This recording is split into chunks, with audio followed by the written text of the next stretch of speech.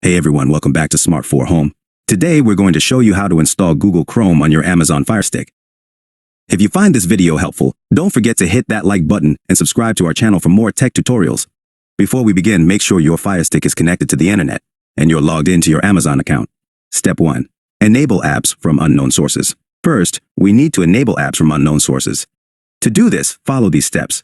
Go to the Settings menu from the FireStick home screen. Scroll to My Fire TV and select it. Choose Developer Options. Turn on Apps from Unknown Sources.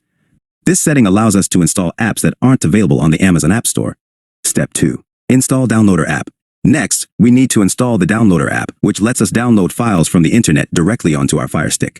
Here's how. From the home screen, go to Find and then Search. Type in Downloader and select it from the list. Click Download or Get to install the app. Step 3. Download and install Chrome. Now that we have the Downloader app installed, we can use it to download Google Chrome. Follow these steps. Open the Downloader app. In the URL field, type bit.ly and click Go. This link takes you to the page where you can download Chrome's app file.